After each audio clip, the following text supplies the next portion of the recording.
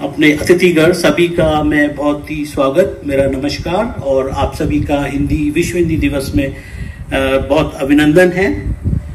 और मैं संतोष Gupta Canberra Hindi school से हूँ और जैसे कि आपको पता है विश्व हिंदी दिवस 10 जनवरी को मनाया जाता है और ये भारतीय विदेश मंत्रालय की पहल है और ये एक जो पहला जो विश्व हिंदी सम्मेलन जो है नागपुर में हुआ था 1975 में, उसी की वर्षगांठ में पहली बार जो है भारतीय विदेश मंत्रालय ने 2006 में जो है विश्व हिंदी दिवस मनाने का जो है फैसला किया। और उसका एक उद्देश्य ये था कि विश्व स्तर पर जो है हिंदी को पहचान मिले और जो है भारत की एक अंतर्राष्ट्रीय भाषा के रूप में हिंदी को जो है स्थापित किया जाए। और इसी अवसर पर मेरे को ये बताने में भी बड़ी खुशी हो रही है कि 2006 में ही हमारा कैनबरा हिंदी स्कूल की स्थापना हुई थी फरवरी में। तो एक जैसे हम कह सकते हैं कि जो है विश्व स्तर पे जब हिंदी की बात आती है तो और हम लोग ने जो है हिंदी स्कूल की स्थापना की और उसका जो उद्देश्य था वो भी यही है कि हमारे जो कैनबरा में है और पूरे ऑस्ट्रेलिया में हिंदी को जो है जान पहचान मिले। जैसे कि आपको पता है आपके सभी के बच्चे जो है दूसरे स्कूलों में जो है कभी कोई इंडोनेशियन सीख रहा है, कोई जर्मन सीख रहा है, कोई फ्रेंच सीख रहा है।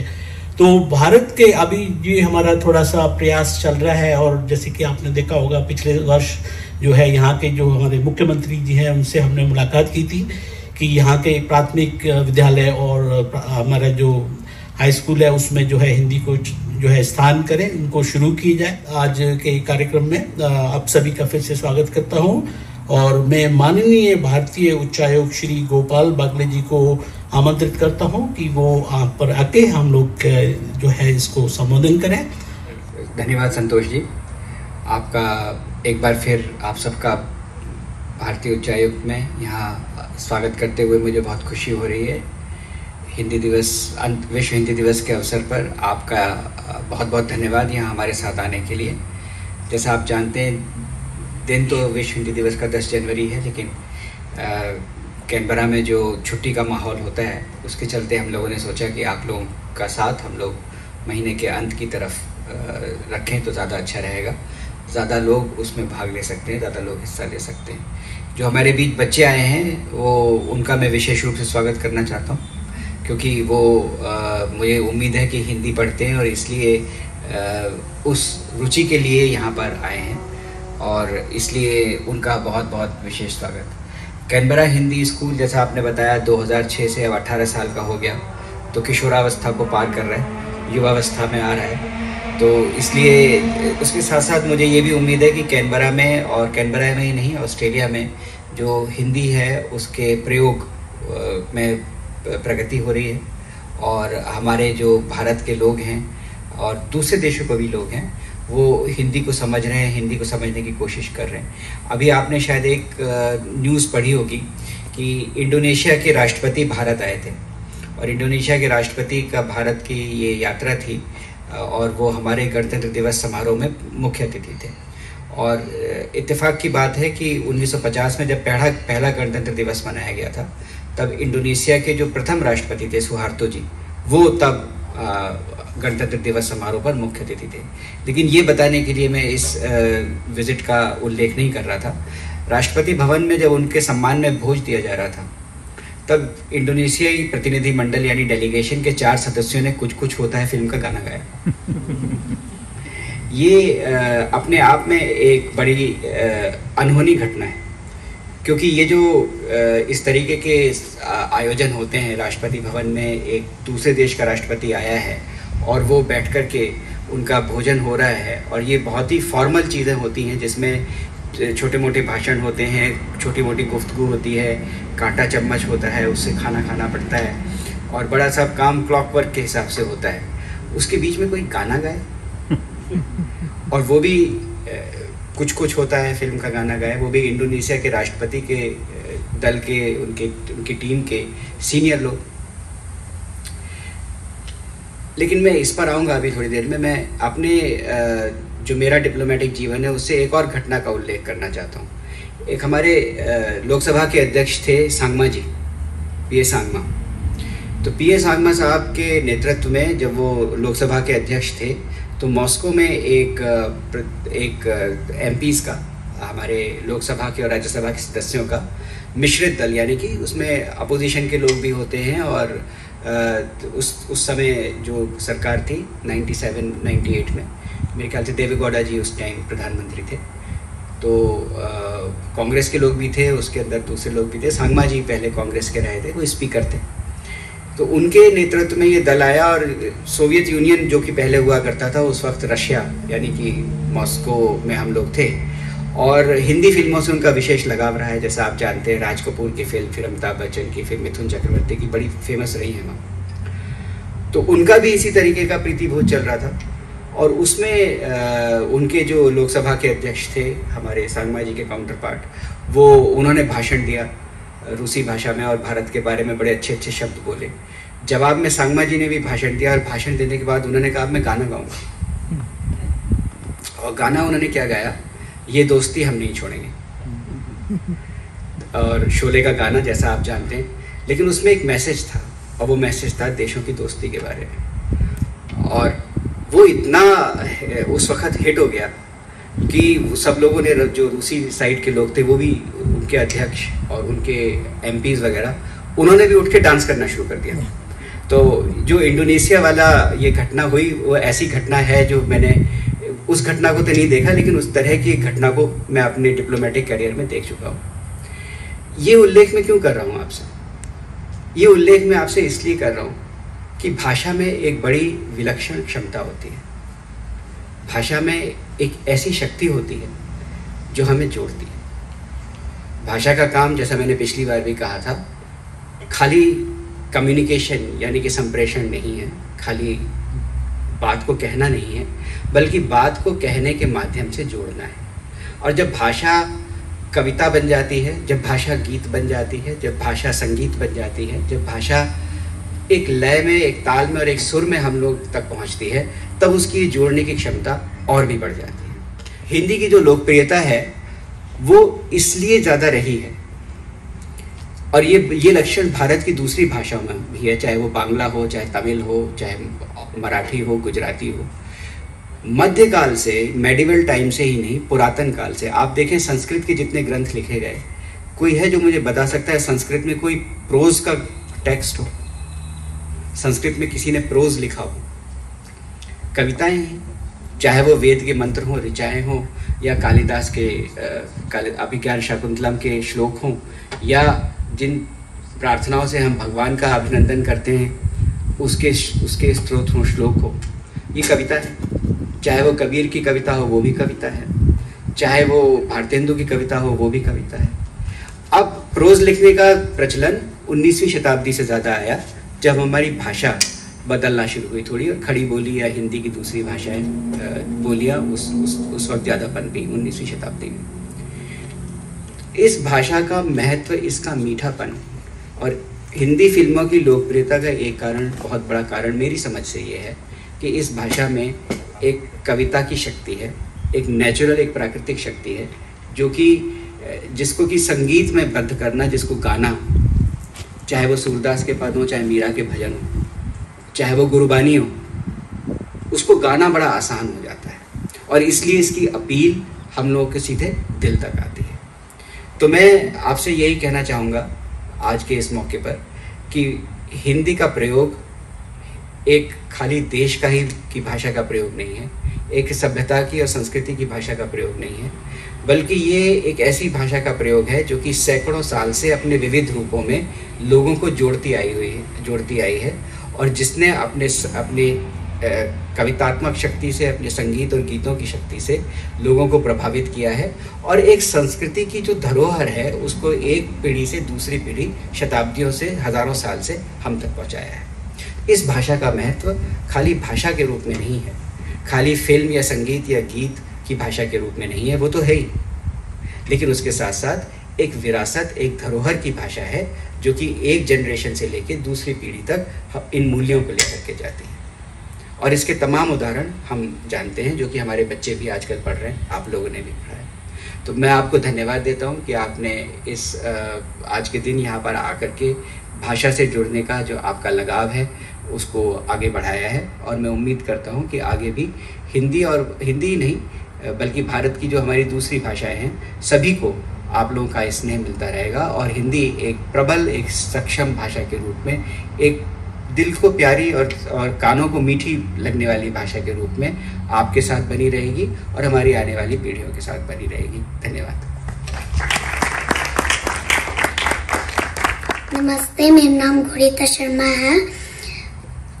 मैं क्वींबियन में पैदा हुई थी। मैं क्वींबियन पब्लिक स्कूल में पढ़ती हूँ, तीसरी क्लास में हूँ मैं। मुझे हिंदी बोलना बहुत अच्छा लगता है क्योंकि मेरा परिवार इंडिया मोस्ट अच्छा लगता है, और मुझे हिंदी अच्छा लगता है बिकॉज मेरे मामा बहुत ज़्यादा सैली होते हैं। मैं उनके साथ बहुत ज़्यादा खेलती रहती हूँ। और नमस्ते, धन्यवाद। नमस्ते, मेरा नाम अंजने शर्मा है। मैं क्वींबियन में पैदा हुआ हूँ। मैं क्वींबियन पब्लिक स्कूल में छठी कक्षा में पढ़ता हूँ। मुझे हिंदी बोलना और सुनना बहुत अच्छा लगता है क्योंकि मेरा परिवार सारे भारत में रहते हैं। हिंदी दुनिया का तीसरी सबसे भाषा है। दुनिया के कई देशों में हिंदी बोली जाती है। भारत में ज़्यादातर लोग हिंदी बोलते हैं। मैं हिंदी बोलकर भारत की कल्चर के साथ जुड़ता हूँ और वहाँ की इतिहास के बारे में सीख सकता हूँ। मैं मेरा दादा दादी जी, नाना नानी जी के साथ अच्छे से दिल से बात कर सकता हूँ। मैं हरियाणा, पंजाब, दिल्ली, हरिद्वार, ऋषिकेश गया हूँ और जहाँ भी जाता हूँ वहाँ अच्छे से बात कर सकता हूँ और वहाँ कोई दुकानदार मुझे पागल नहीं बना सकता क्योंकि मैं हिंदी जानता हूँ। हिंदी जानने से मैं वहाँ की स्पोर्ट्स सुन सकता हूँ। मैं हिंदी फिल्मों और टीवी बिना किसी मदद के साथ देख सकता हूँ। हिंदी भारत की आत्मा है। I love Hindi. धन्यवाद, आपने मुझे हिंदी के बारे में बोलने का मौका दिया है। जय हिंद। प्रणाम, मेरा नाम है अहान। मैं 5th ग्रेड में हूँ और आज मैं मेरा पसंदीदा किताब पंचतंत्र के बारे में बताया जाऊंगा। पंचतंत्र की कहानियाँ बहुत महत्वपूर्ण है क्योंकि ये हमें जीवन की अच्छी बातें सिखाती है। इनमें जानवरों के माध्यम से दोस्ती, समझदारी और ईमानदारी के बारे में बताया जाता है। हर कहानी से हमें कुछ नया सीखने को मिलता है, जैसे कि सही गलत का फर्क, दूसरे की मदद करना और मेहनत से सफलता पाना। ये कहानियाँ बच्चों के लिए बहुत मजेदार और सीखने वाली होती है। पंचतंत्र की कहानियाँ हमें सिखाती है कि कैसे अच्छे दोस्त बनाए और जिंदगी में खुश रहे। तो इसलिए ये कहानियाँ हमेशा हमारे लिए उपयोगी रहती है। पंचतंत्र की लेखक विष्णु शर्मा जी है। अब मैं एक छोटा सा कहानी सुनाऊंगा। आप सब सुने हो proverb, slow and steady wins the race. तो मैं आज एक बहुत पॉपुलर कहानी सुनाऊंगा, the rabbit and the hare. एक समय की बात है, एक खरगोश और एक कछुआ एक दूसरे से दौड़ में शर्त लगाती है। खरगोश अपने तेजी पर घमंड करता है और रास्ते में आराम करने के लिए सो जाता है। वही कछुआ धीरे धीरे और निरंतर चलते हुए खरगोश से आगे निकल जाता है। जब खरगोश जग जाता है तब तक कछुआ पहले ही फिनिश लाइन पार कर चुका होता है। इस कहानी से हमें शिक्षा मिलती है कि सतत प्रयास और धैर्य से बड़ी मुश्किलों को भी पार कर जा सकता है, जबकि घमंड और आलस्य से नुकसान होता है। तो मैं आहान अजीत कुमार इस हिंदी दिवस के शुभ अवसर पर आप सभी को सर झुकाकर नमन करता हूँ। धन्यवाद।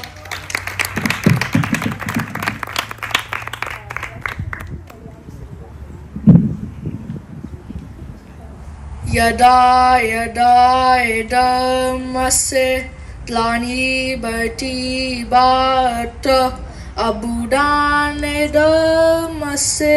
तदात्मविनाशाय परित्राणाय साधूनां विनाशाय दुष्टता धर्मस्थापनार्थाय संभवामि युगे युगे। नमस्ते सबको, मेरा नाम अर्जुन पारसी है और आज मेरा फेवरेट किताब और ग्रंथ भगवद गीता के बारे में कुछ बताना आया हूँ मैं। भगवद गीता श्री कृष्ण भगवान जी अर्जुन को बोला महाभारत युद्ध में, और सब लोग पढ़ते हैं, भारतीयों और फॉरेनर्स। और आज मैं सब स्टूडेंट्स को बताऊंगा भगवद गीता का महत्व। 1. कर्म करो, फल की इच्छा मत करो। एग्जाम्पल्स, स्टूडेंट्स स्कूल जाते हैं, स्कूल में टेस्ट रहते हैं, स्टूडेंट्स टेस्ट में 100% देना है और हार्ड वर्क करना चाहिए और रिजल्ट्स का चिंता नहीं करना चाहिए। 2. सेल्फ डिसिप्लिन जिंदगी में बहुत महत्व है। एग्जाम्पल आपका उठने का टाइम, सोने का टाइम, ताने का टाइम, पढ़ाई की टाइम, टीवी की टाइम। 3. मन की शांति बहुत महत्व है, बिकॉज दिन के अंत में आपका दिमाग में बहुत स्ट्रेस होता है, बट आप मेडिटेशन करेंगे और ब्रीदिंग एक्सरसाइज करेंगे, आप पूरा स्ट्रेस आपका दिमाग से बाहर निकलेंगे। नंबर 4, सबका रिस्पेक्ट करना चाहिए। चाहे वो जानवर है, चाहे वो गरीब है, चाहे वो अरीब है, चाहे वो बच्चा है, चाहे वो एल्डर है, सबका रिस्पेक्ट करना चाहिए। 5. आप तो करेजियस बनना चाहिए। आप तो स्कूल में एक बुली करता है, आप तो बुली तो स्टैंड अप करना चाहिए आपके लिए और अदर्स के लिए, और सच बताना चाहिए, झूठ नहीं। और मोस्ट इम्पॉर्टेंटली मुझे तो कहना चाहता हूँ मैं, आप तो प्रेजेंट में सोचना है, पास्ट और फ्यूचर में नहीं सोचना है। और अंत में मुझे तो कहना चाहता श्री कृष्ण भगवान जी बोलते हैं, मुझ पर विश्वास करो, आप मुझ पर विश्वास करेंगे, आप तो अच्छा होएगा। आप तो सरेंडर करो और भगवद गीता में आपका हर प्रॉब्लम का सलूशन मिलेंगे। धन्यवाद। हरे कृष्ण, हरे राम, हरे कृष्ण।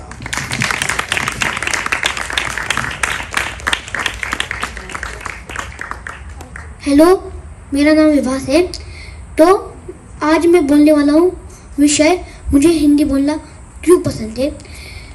वो पहले मैं महाराष्ट्र में रहता था, वहाँ पे मुझे बहुत कम हिंदी आती थी, लेकिन जब से मैं दिल्ली में गया, मेरे पापा की दिल्ली में ट्रांसफ़र हुई, उसके वजह से मैं थोड़ा उदास था, लेकिन क्योंकि दिल्ली में मेरे कोई दोस्त नहीं थे, मैं उनसे अच्छे से बोल भी नहीं पाता था।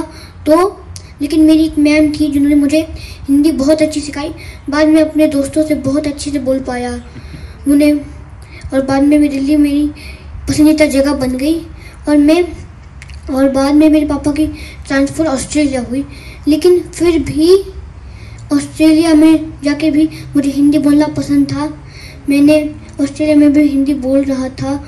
मैं अपने दोस्तों से भी कभी कभी कॉल करके हिंदी बोलता हूँ, और अभी भी मुझे हिंदी बहुत पसंद है। धन्यवाद, शुक्रिया।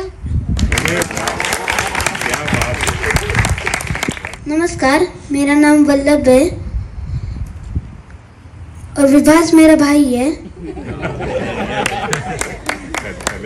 मैं भी महाराष्ट्र से ही हूँ और मुझे भी हिंदी नहीं आती थी, पर दिल्ली में जाके मैं हिंदी बोलने लग गया और मराठी सारी भाषाएं बोल रहा था। फिर मुझे दिल्ली में फ्रेंड्स मिले, दीपांशु भैया, दीदी, बहुत सारे फ्रेंड्स मिले और फिर मैंने नागपुर से स्टार्ट की हुई एक टोली थी और मैंने उसे कंटिन्यू किया और मैं स्कूल में हिंदी बोलता था और मेरी मैम सुष्मिता मैम ने भी मुझे हिंदी सिखाया। फिर मैं दूसरे क्लास में गया और वहाँ भी हिंदी मुझे अमन मैम ने सिखाया। वो भी महाराष्ट्र से थी, तो वो मुझे जो हिंदी में शब्द नहीं आते थे वो मराठी में भी कह सकती थी और मेरे भाई की हिंदी फेवरेट भी भाषा बन गई। थैंक यू, धन्यवाद।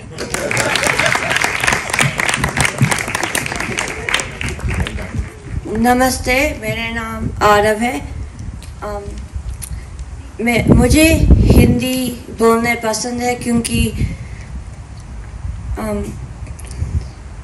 हिंदी गाने और पिक्चर में देखने में बहुत मज़े आता है।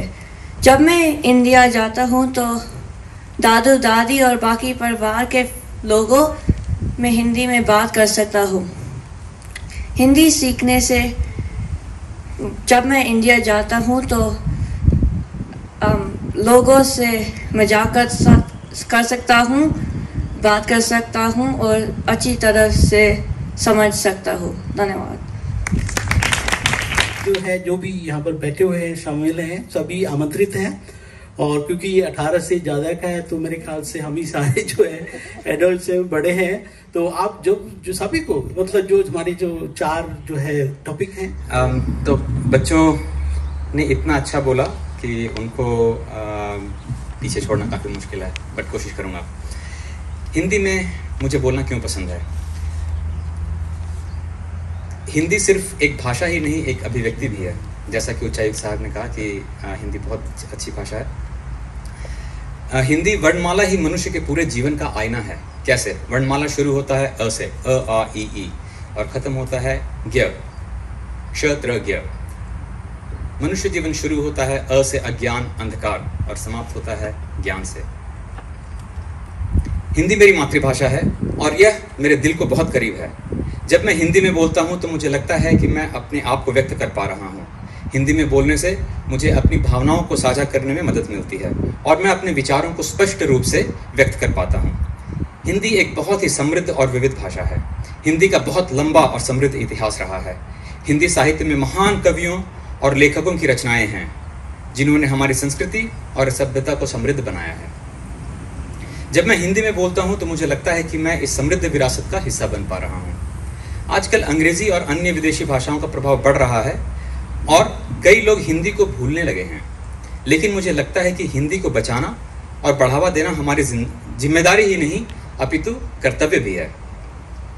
जब हम हिंदी में बोलते हैं तो हम अपनी संस्कृति और सभ्यता को जीवित रख पाते हैं। इसलिए मैं आप सभी से आग्रह करता हूँ कि हिंदी में बोलने का आनंद लें और इसे बढ़ावा दें। आइए हम हिंदी को अपनी मातृभाषा के रूप में गर्व से स्वीकार करें और इसे अपने आने वाली पीढ़ियों के लिए संरक्षित रखें।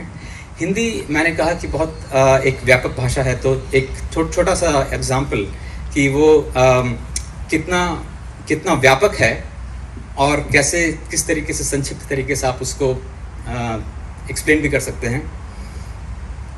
तो सबको पता है कि ये इसको लेग कहते हैं, हिंदी में, इंग्लिश में लेग कहते हैं, मगर इसकी कमाल देखिए इसका कि अगर अड़ा दो तो टांग, तुमको हर चीज़ में टांग अड़ाना ज़रूरी है। कुल्हाड़ी मार लो तो पैर, अपने ही पैर में कुल्हाड़ी मार लिया, या खड़े भी हो जाओ तो पैर, अपने पैरों पर तो खड़ा होकर दिखाओ। घुंघरू बांध लो तो पग, कि पग घुंघरू बांध। बढ़ा लो तो कदम, कदम कदम बढ़ाए चल। छू लो तो चरण, चरण स्पर्श करो। कोई नहीं बोलता है कि टांग स्पर्श करो। भगवान के हो तो पद या पाद, पाद प्रक्षालन सबने किए होंगे।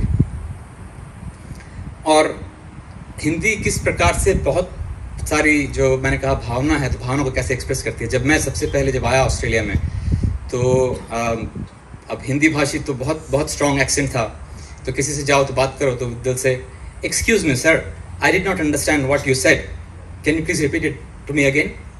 अगर हिंदी में कहना हो तो सिर्फ एक शब्द भी नहीं, सिर्फ एक अनुभव, आए। धन्यवाद। जय हिंदी, जय भारत। नमस्ते सब लोग। हाँ, तो मैंने एकदम कुछ तैयार नहीं किया है।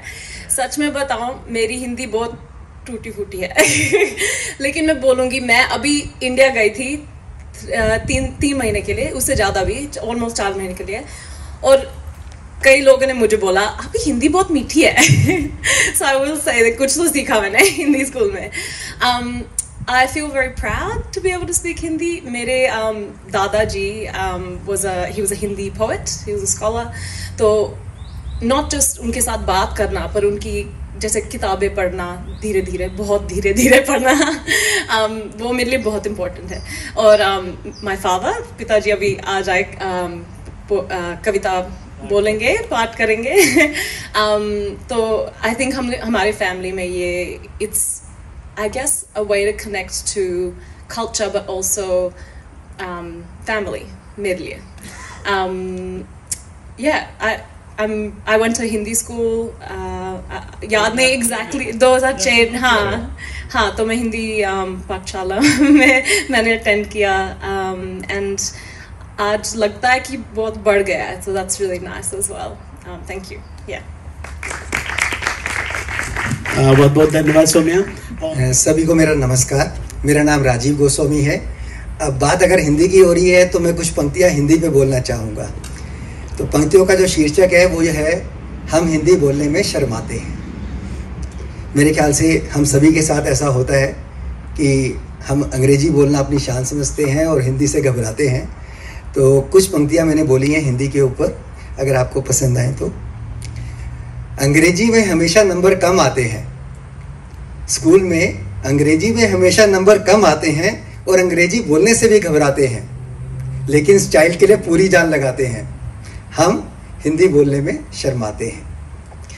एक वक्त था जब हिंदी का बोलबाला था, हमारे देश में हिंदी का बोलबाला था।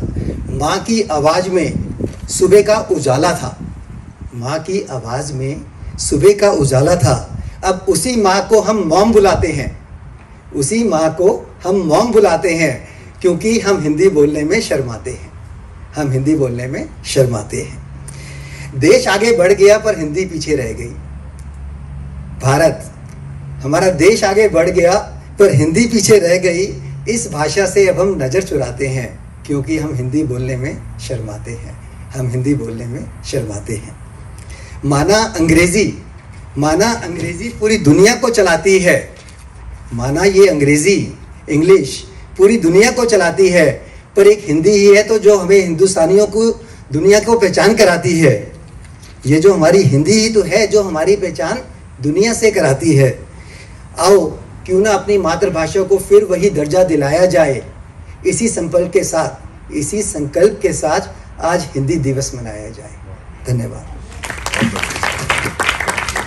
तो मैं अभी जो है, जैसे कि आप सभी को पता है, कार्यक्रम की रूपरेखा यही है कि आगे का जो प्रोग्राम है कविता पाठ है, और उसके लिए मैं श्री किशोर नागरानी जी को बुलाना चाहूंगा। और किशोर जी यहाँ के जाने माने, और हमने कई बार यहाँ पर जो कवि सम्मेलन किया है कैनबरा हिंदी स्कूल या हिंदी समाज की तरफ से, उनका जो है काफी महत्वपूर्ण योगदान हमेशा रहता है। और वो हमारे कैनबरा हिंदी स्कूल के साथ साथ रेडियो मनपसंद, हिंदी समाज, उन सब में जो है उनका बहुत बहुत सहयोग रहता है। तो मैं आमंत्रित करूंगा किशोर नागरानी जी को, प्लीज तालियों के साथ उनका स्वागत करें। और जैसा कि आपने कहा कि पिछले 30 वर्षों से मुझे सौभाग्य प्राप्त रहा है कि हिंदी के दिवस के कार्यक्रमों में हिंदी समाज के साथ ही साथ भारतीय उच्चायुक्त के साथ जुड़ा रहा हूँ। आज के कार्यक्रम में जैसा कि पहले कहा गया, बच्चों ने जिस तरह से अपना कार्यक्रम प्रस्तुत किया, शायद हमारा ये कवि सम्मेलन उस मामले में इतना मनोरंजक, उतना सफल नहीं हो पाएगा, लेकिन हम अपनी ओर से कोशिश करेंगे। राजीव जी ने बताया कि हम हिंदी बोलने से शर्माते हैं, याद आया मुझे सरोजनी प्रीतम की एक पंक्ति थी, हिंदी भारत माँ की बिंदी है परंतु मांग अब भी अंग्रेजी की है। तो हमें मालूम है कि भारतीय संस्कृति में बिंदी और मांग में क्या फ़र्क है, लेकिन वो समय बदलना चाहिए और मांग भी बदल सकती है। मांग के दो अर्थ आपने देखे यहाँ पर, और अभी आपने यहाँ पर एक उदाहरण देखा जब भारतीय टीम यहाँ क्रिकेट टीम आई हुई थी और पहली बार ये देखना पड़ा कि भारतीय ऑस्ट्रेलियन समाचार पत्रों के मुख पृष्ठ पर हिंदी छाई हुई थी, युगों की लड़ाई। और वो वजह क्या थी? क्योंकि हिंदी की मांग है यहाँ पर, और इसी तरह से हम हिंदी को बदल सकते हैं अगर इसी तरह से प्रयास करते रहें। जब यहाँ पर कवि सम्मेलन हो रहा है, बच्चों के साथ जिस तरह से बातचीत हो रही है, तो हिंदी का भविष्य उज्ज्वल है। डायस्पोरा है लंबा, जैसा कि उच्चायुक्त महोदय के साथ मेरी बातचीत हुई थी, करीब 3.5 करोड़ लोग हिंदुस्तानी सारे विश्व में फैले हैं, तो हिंदी का भविष्य उज्ज्वल है। तो अब आज के कवि सम्मेलन का आरंभ करता हूँ, और सबसे पहले मैं आमंत्रित करता हूं हमारे कवि श्री अवधेश प्रसाद जी को। वो जो हैं यहाँ के जाने माने कवि हैं, उनकी कई अनेक पुस्तकें भी प्रकाशित हो चुकी हैं कविताओं की, और अवधेश जी भी यहाँ पर कवि सम्मेलनों में भाग लेते रहे। अवधेश जी। सभी दोस्तों को मेरा नमस्कार, धन्यवाद किशोर जी ने आपने मुझे आमंत्रित किया इसके लिए। मैं क्या कहूँ, किशोर जी ने बहुत समय निर्धारित कम कर दिया है, 7 मिनट का समय है, लेकिन मैं 7 मिनट से कम ही समय लूँगा, ये मैं आपको आश्वासन देता हूँ। हिंदी की बात चल रही थी, इसमें एक बहुत महत्वपूर्ण बात मैं कहना चाहूँगा कि हमारे भारतवर्ष में आजकल एक नई परंपरा चल पड़ी है कि भाषा में, हिंदी की भाषा में ही भेद पैदा करने की कोशिश की जा रही है। हिंदी और उर्दू में बहुत आर्टिफिशियल दीवार से खड़ी कर जा रही, जो कि निंदनीय है, क्योंकि भाषा दोनों एक ही है, केवल लिखने का तरीका, स्क्रिप्ट अलग है। एक बार जावेद साहब ने कहा था कि भाषा की पहचान करनी हो तो ग्रामर से करना चाहिए। ये कहते हैं कि ये हॉल बहुत ब्यूटीफुल है, तो ये हॉल बहुत ब्यूटीफुल है, इसमें हॉल और ब्यूटीफुल दोनों अंग्रेजी के शब्द हैं, लेकिन अगर आपसे पूछा जाए कि यह भाषा क्या है तो सब कोई कहेगा कि हिंदी है। इसलिए मैं आप सबसे निवेदन करता हूं कि संकीर्ण विचारों में नहीं पड़ के हिंदू उर्दू में जो कृत्रिम विभाजन है उसको ना स्वीकारें, उसको अस्वीकार करें, तभी हमारी भारतीय भाषा और ख़ास करके हिंदी भाषा आगे बढ़ेगी। तो इसी शब्दों के साथ मैं एक हिंदी उर्दू में मिला हुआ कुछ कहूँगा, और उसका मैसेज मेरा यह है कि आज तमाम सारे विश्व में, पर्टिकुलरली भी नया अमेरिका में इलेक्शन हुआ, पर भारतवर्ष में बहुत दिनों से हो रहा है कि हम लोगों को मेरिट पर नहीं जज करके उनके लेवल पे जज करते हैं, हिंदू मुसलमान, धर्म जाति ब्राह्मण, ये वो, हिंदी भाषी। तो इसी से मिलते जुलते कुछ शब्द, कुछ मैसेज आपको कहने की कोशिश की है। आपका मतलब मैं ध्यान आकर्षित करता हूँ, और मैं आश्वासन देता हूँ कि मैं एक कविता से ज़्यादा नहीं पढ़ूँगा।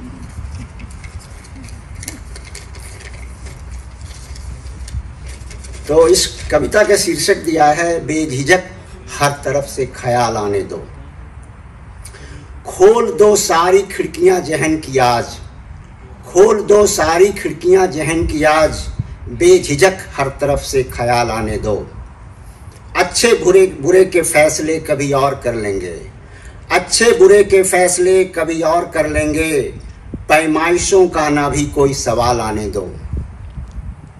यकीदत विश्वास को कहते हैं। यकीदत ने अंधेरों में कैद कर रखा है, यकीदत ने अंधेरों में कैद कर रखा है, हाथों में रोशन इल्म की मसाल आने दो। बड़ी तंग हो गई है सरजमी हर तरफ आजकल, गौर कीजिएगा, बड़ी तंग हो गई है सरजमी हर तरफ आजकल, सरहदों को खोल दे, सरहदों को खोल दे, कोई ऐसी मजाल आने दो। नाकामियों से परे, नाकामियों से परे मुमकिन कई रास्ते खुल जाएं, नाकामियों से परे मुमकिन कई रास्ते खुल जाएं, कोशिशों की कमी का न कोई मलाल आने दो। तजुर्बे तल्ख भी हों कितने कल के फिक्र नहीं, तजुर्बे तल्ख भी हों कल के कितने फिक्र नहीं, आगे जूझने के इरादों का, आगे जूझने का के इरादों का न मगर अकाल आने दो। दोस्तों की महफिल है यहाँ हम पुण्य पाप नहीं तौलते, दोस्तों की महफिल है यहाँ हम पुण्य पाप नहीं तौलते। गुनाह संगीन भी हो किसी का, गुनाह संगीन भी हो किसी का, उसे हर हाल आने दो। अब आखिरी में कहा है, रिश्तों में इज्जत की उम्मीद हर कोई करता है, रिश्तों में इज्जत की उम्मीद हर कोई करता है। अपने ऊंचे हासिल का, हासिल अचीवमेंट, अपने ऊंचे हासिल का दरमियान में न मिसाल आने दो। बहुत बार हम लोग कहते हैं हमने ये कर दिया और कर, बस इसी से। रिश्तों में इज्जत की उम्मीद हर कोई करता है, अपने ऊंचे हासिल का दरमियान में न मिसाल आने दो। खोल दो सारी खिड़कियां जहन की आज, बेझिझक हर तरफ से ख्याल आने दो। बहुत बहुत शुक्रिया।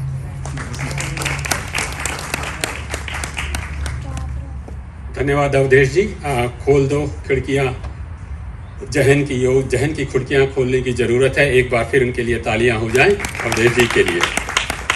और जैसा कि उन्होंने कहा कि अगर हिंदी को विश्व भाषा बनना है तो हिंदी, उर्दू, अंग्रेजी आज विश्व भाषा क्यों है? क्योंकि उसमें सभी भाषाओं के शब्द हैं, उसने सभी भाषाओं के लिए दरवाजे खोले हैं। उसी तरह से हमें हिंदी के लिए भी सभी भाषाओं के दरवाजे खोलने पड़ेंगे, चाहे उर्दू हो या अंग्रेजी हो। 7 मिनट की इसलिए रखा है कि एक कवि को 7 मिनट से ज़्यादा झेलना थोड़ा सा मुश्किल हो जाता है। और मुझे एक कविता याद आ रही है। एक कवि बहुत बीमार पड़ा, 3 दिन बेहोशी में मौत से लड़ा। चौथे दिन उसे दिखाई दिया यमदूत। बोला, ओ साहित्य के सपूत, तुझे यमराज ने बुलाया है। सुनते ही कवि के चेहरे पर चमक आई, उछल के छोड़ी चारपाई। बोला, अच्छा यमराज बुला रहा है, प्रोग्राम कहाँ करा रहा है? और कौन कौन कवि आ रहे हैं, मेरा पारिश्रमिक क्या बताया है और एडवांस कितना भिजवाया है? हमारे कवि यहाँ पर बिना पारिश्रमिक के आए हैं, बिना एडवांस के आए हैं। केवल एक ही आशा है कि आप उन्हें तालियां दें और प्रोत्साहन दें, तो आप देते रहिए। मैं अब अगले कवि दीपक जी को उच्चायुक्त से बुला रहा हूँ। दीपक जी हैं यहाँ पर?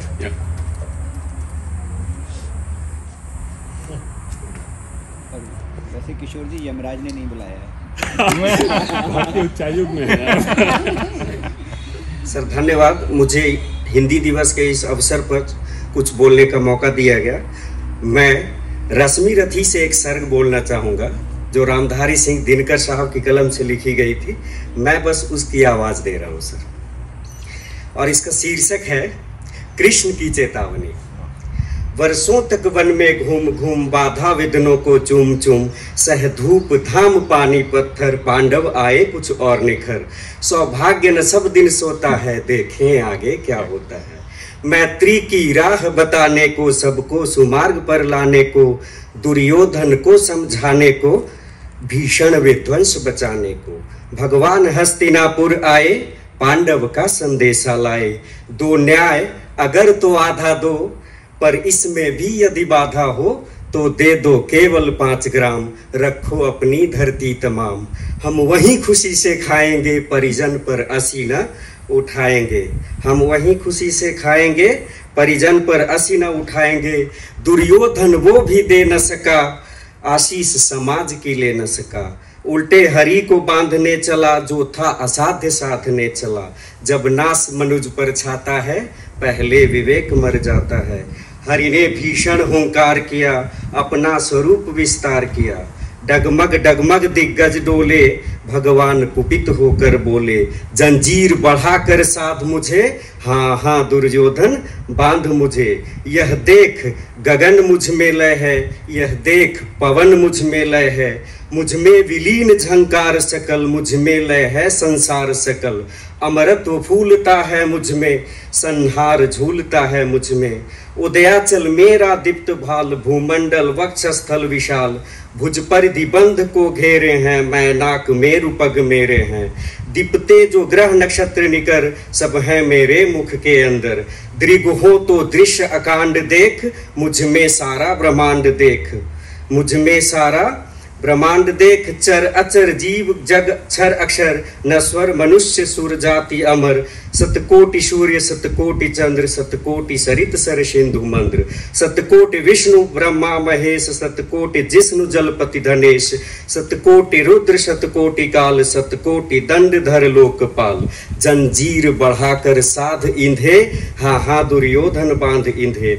भूलोक अतल पाताल देख, गत और अनागत काल देख, यह देख जगत का आदि सृजन, यह देख महाभारत कारण। मृतकों से पटी हुई भू है, पहचान इसमें कहाँ तू है। अंबर में कुंतल जाल देख, पद के नीचे पाताल देख, अंबर में कुंतल जाल देख, पद के नीचे पाताल देख, मुट्ठी में तीनों काल देख, मेरा स्वरूप विकराल देख।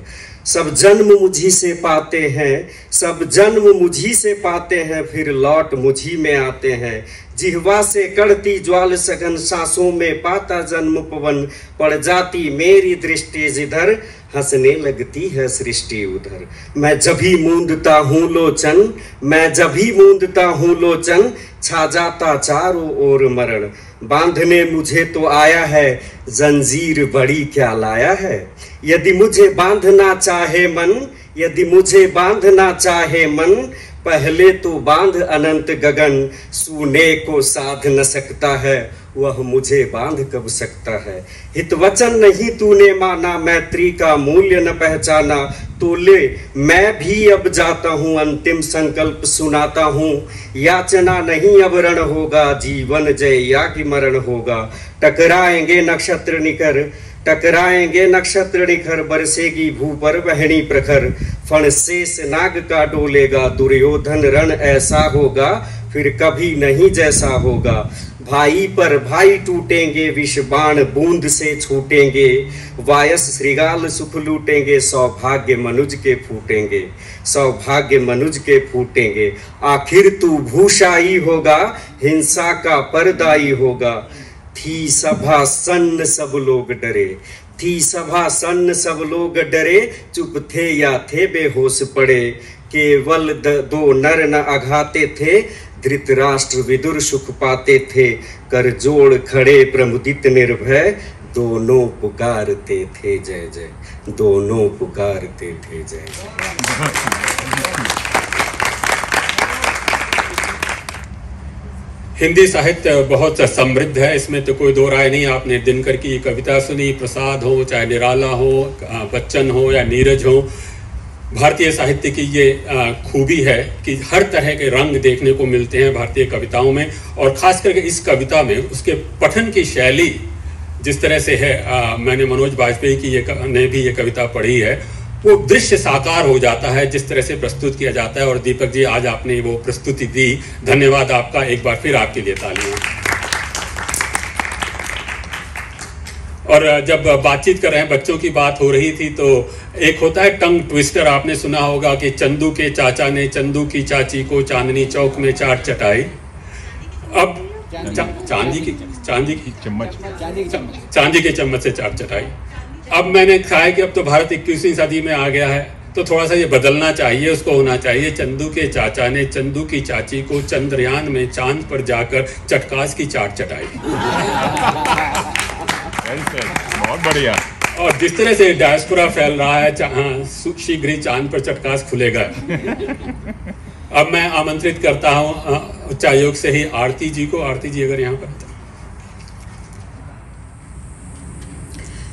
नमस्ते, मेरा नाम आरती है और आप सबको हिंदी दिवस की शुभकामनाएं। मैंने थोड़ा कुछ लिखा हुआ है जो मैं आपको सुनाना चाहूँगी हिंदी दिवस के अवसर पर। अगर कुछ आगे पीछे हो जाए तो संभाल लेना। ये कविता है, जो लिखावट है वो अपनी जिंदगी के ऊपर है। सबके हिस्से में नहीं आता, सबके हिस्से में नहीं आता, ये जमी, ये आसमां, ये खुशी, ये मुस्कान, रोटी, कपड़ा और मकान सबके हिस्से में नहीं आता। ये एतबार, ये प्यार, ये आंसू, ये इंतजार, सुकून भरा एक इतवार सबके हिस्से में नहीं आता। ये मंजिल, ये रास्ता, ये सफर, ये रात, ये शाम, ये सहर, हाथ पकड़ के चलने वाला वो हमसफर सबके हिस्से में नहीं आता। बेशक ये किसी कहानी, किसी किस्से में नहीं आता कि जिंदगी मिलती है, मगर जीना सबके हिस्से में नहीं आता। अभी तो हमारे यहाँ पर जो हमारा प्रयाग का जो महाकुंभ चल रहा है, थोड़ी पंक्तियां उसके ऊपर है। कुछ गलत हो तो माफ कर देना, ये मेरे खुद के विचार है। पाप शरीर नहीं करता, पाप शरीर नहीं करता, विचार करते हैं। और गंगा विचारों के नहीं शरीर को धोती है। गंगा में कितनी भी डुबकियां लगा दो, गंगा में कितनी भी डुबकियां लगा दो, अगर मन साफ ना हो तो गंगा जल व्यर्थ है। धन्यवाद।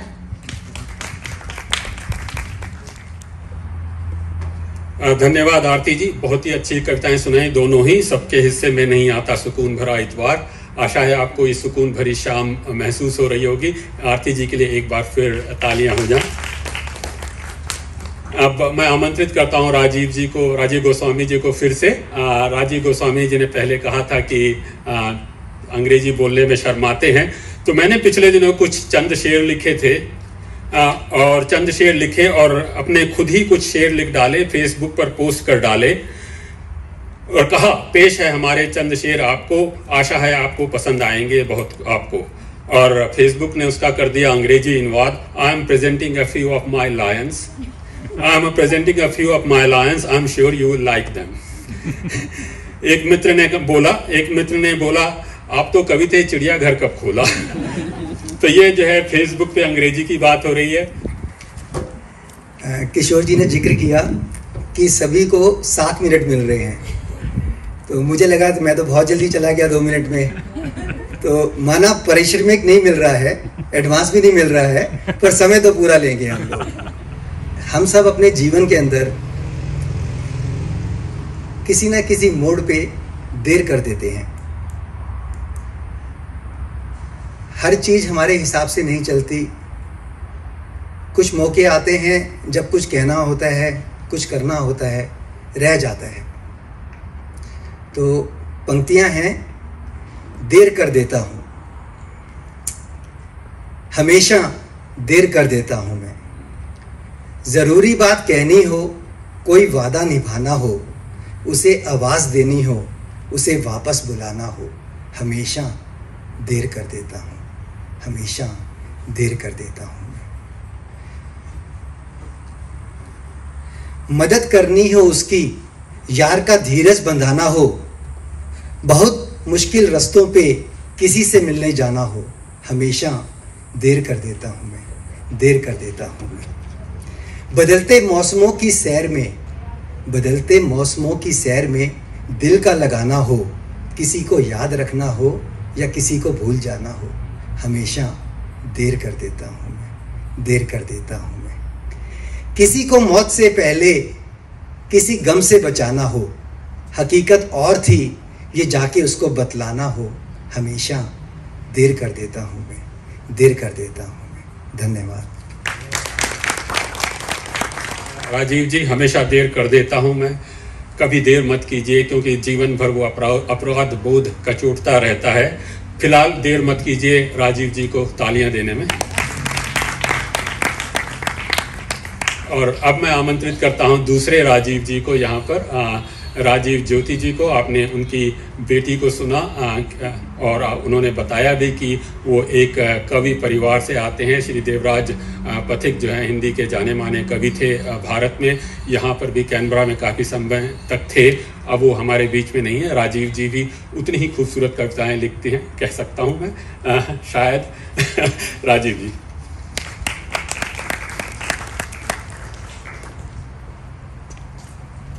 धन्यवाद किशोर जी, धन्यवाद उच्चायुक्त महोदय एंड और आप सबका बहुत बहुत धन्यवाद।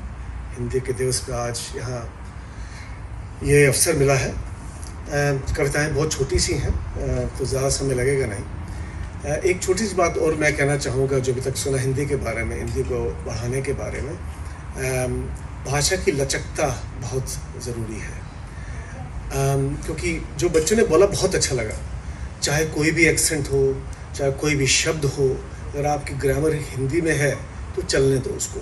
क्योंकि हालांकि मैं उस परिवार से आता हूँ जहाँ बहुत शुद्ध हिंदी का प्रचलन था, तो लेकिन सुने नहीं है शुद्ध हिंदी। शुद्ध हिंदी सुनने बहुत अच्छी लगती है, लेकिन आप जिस तरह की हिंदी बोल सकते हैं, जैसे आपने बच्चों को देखा, तो मेरी हिंदी भी कुछ मिक्स वाली है, तो देखते हैं। तो एक बार कोशिश करता हूँ जो अभी कविता लिखी थी, संस्कार। तो भाषा संस्कारों को भी उजागर करती है, एक माध्यम है संस्कारों को सब तक पहुंचाने का। इसलिए आप अगर हिंदी में सोचते हैं, हिंदी में अपना अनुभव करते हैं, तो संस्कारों को आगे बढ़ाता है। तो इसलिए बहुत ज़रूरी है कि संस्कारों के लिए भी एक भाषा को प्रचलित किया जाए। संस्कार और विचार जिनके आज प्रबल हैं, ये इशारा किसी और तरफ है, अंग्रेजी की तरफ। संस्कार और विचार जिनके आज प्रबल हैं, पालनहार उनके कई सदियों से सबल हैं।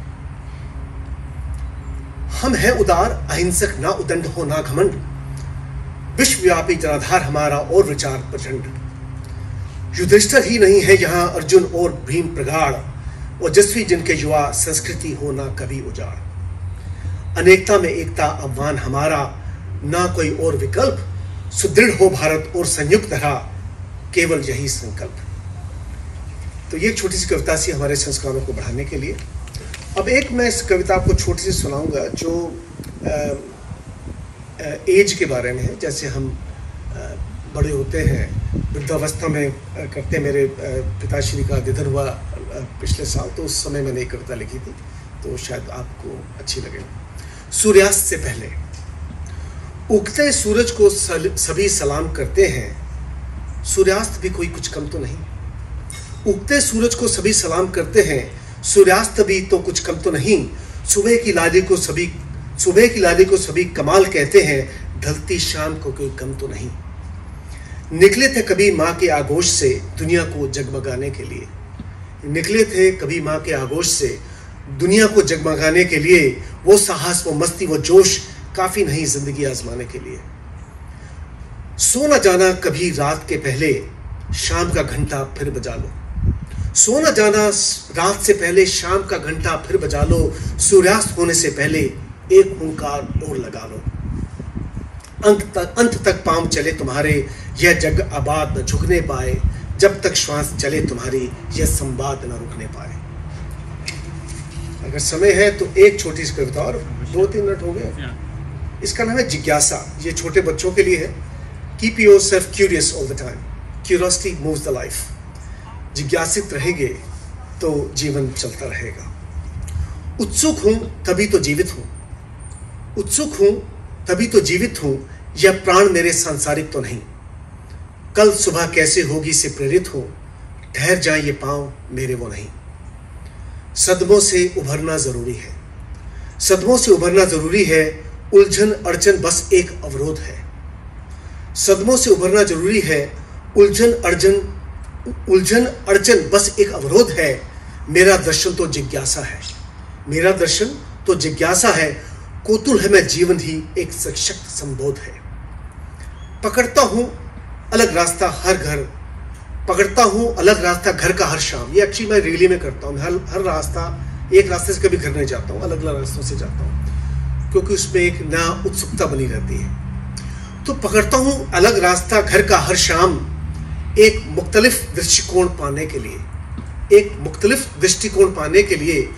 भटकने का जोखिम हर दिन उठा लेता हूं, भटकने का जोखिम हर दिन उठा लेता हूं, आत्मा के स्पंदन को आजमाने के लिए। धन्यवाद।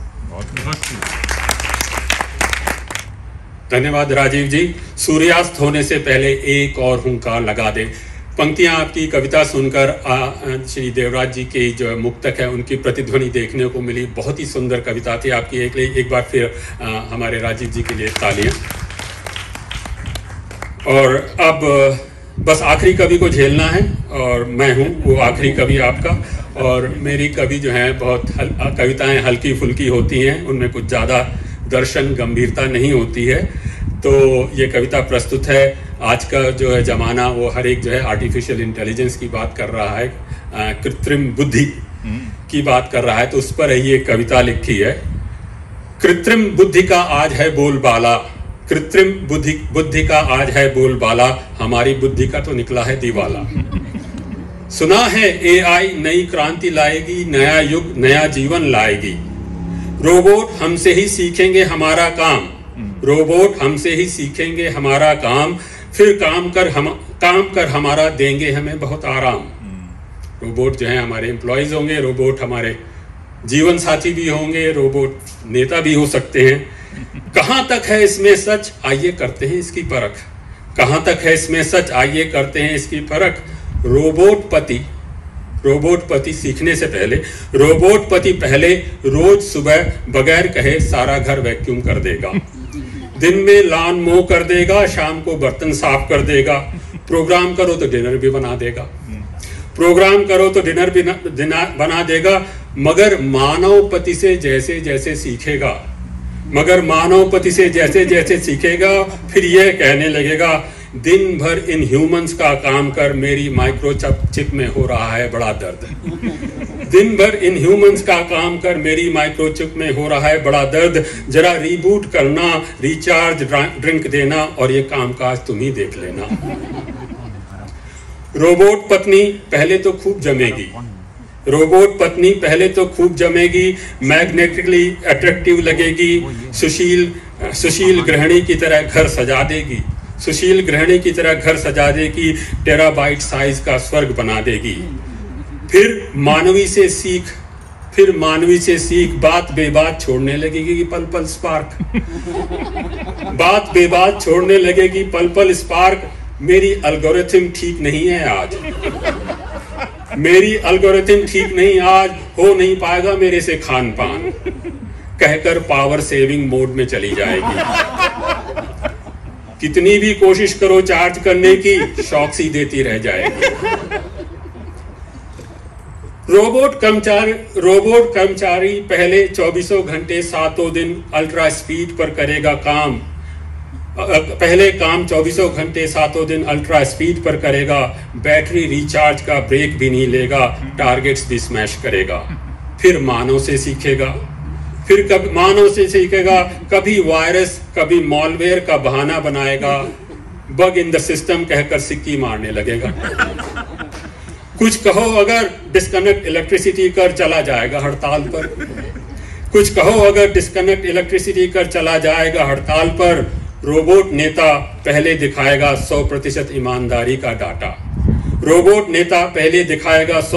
ईमानदारी का डाटा और प्रोसेस करेगा हर छोटा बड़ा वायदा। फिर मानव से सीखेगा और आपके जीवन का अपग्रेड का वायदा करेगा, मगर अपना ही वर्जन अपडेट करता रहेगा। और रोबोट कभी पहले बाइनरी भाषा में कविता छंद मुक्तक लिखेगा, प्रोग्रामिंग कोड की तरह इसमें न अर्थ न कोई भाव होगा। मानव से जब सीखने की कोशिश करेगा, प्रेम, पीड़ा, विषाद, करुणा, स्नेह की अनुभूतियों से ओवरलोड हो जाएगा और सिस्टम इसका क्रैश हो जाएगा। रोबोट अवश्य चुस्ती से हमारा काम कर सकते, परंतु क्या वो कल्पना के आकाश में उड़ सकते? रोबोट युद्ध लड़ मानवता का विनाश कर सकते, परंतु क्या वो भावनाओं के सागर में गोते लगा सकते? कभी चित्रकार कलाकार बन मानवता का आनंद दे सकते? इस प्रश्न का उत्तर आर्टिफिशियल इंटेलिजेंस नहीं, हम और आपकी नेचुरल इंटेलिजेंस ही दे सकते हैं। धन्यवाद।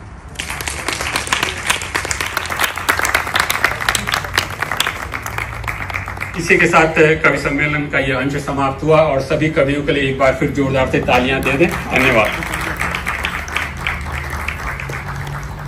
समस्त कविगण का बहुत बहुत आभार, धन्यवाद, और एक बार फिर से तालियों के साथ उनका धन्यवाद करते हैं। बहुत ही रोचक कविताएं और कुछ जो है हमारे मतलब बहुत ही दिल खोलने वाली और काफ़ी अच्छा कविता सम्मेलन हुआ, कवि सम्मेलन। और अभी हम कार्यक्रम को आगे बढ़ाते हुए तो चलिए कविताओं की ओर से अभी एक हम भजन सुनना चाहेंगे और उसके लिए मैं आमंत्रित करता हूँ श्रीमती प्रेरणा जोशी जी को, जो एक हिंदी में भजन सुनाने वाली हैं हमको।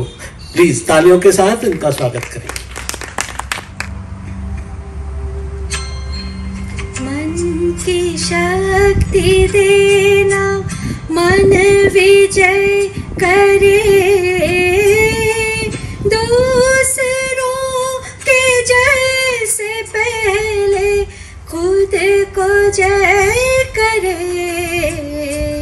हमको मन की शक्ति देना, मन विजय करे,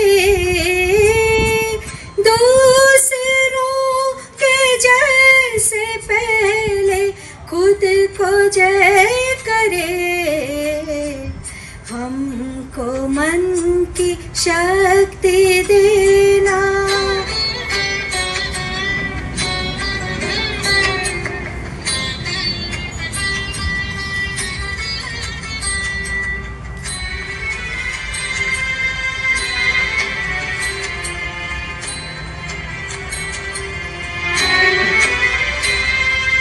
भेदभाव अपने दिल से साफ कर सके,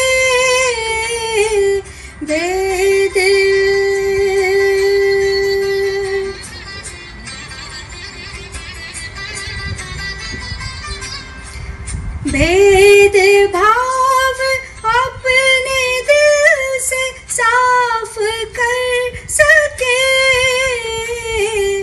दूसरों से भूल हो तो माफ कर सके, झूठ से बचे रहे सच का दम भरे, दूसरों के जैसे पहले खुद को जय करे, हमको मन की शक्ति देना मन विजय करे, दूसरों के जैसे पहले खुद को जय करे।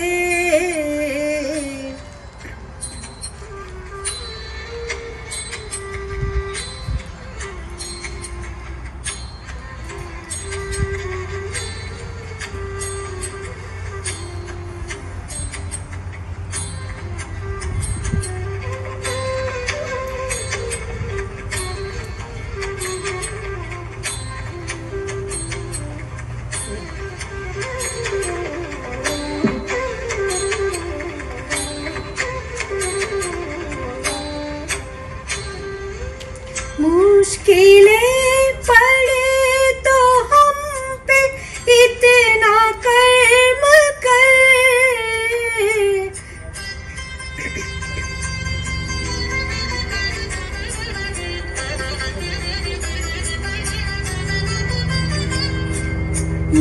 मुश्किलें पड़े तो हम पे इतना कर्म कर, साथ दे तो धर्म का चले तो धर्म पर, खुद पे हौसला रहे बल्दी से ना डरे, दूसरों के जैसे पहले खुद को जय करे,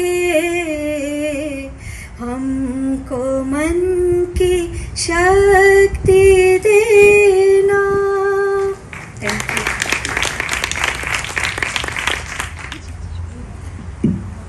प्रेरणा जी का एक बार फिर से तालियों से धन्यवाद करते हैं, बहुत ही सुंदर। और ये हमारे कैनरा हिंदी स्कूल का जो है प्रार्थना भी है। हम लोग रोज हमेशा जब भी हिंदी स्कूल होता है पहले सबसे पहले जैसे सारे स्कूल की तरह ये हमारी प्रार्थना होती है।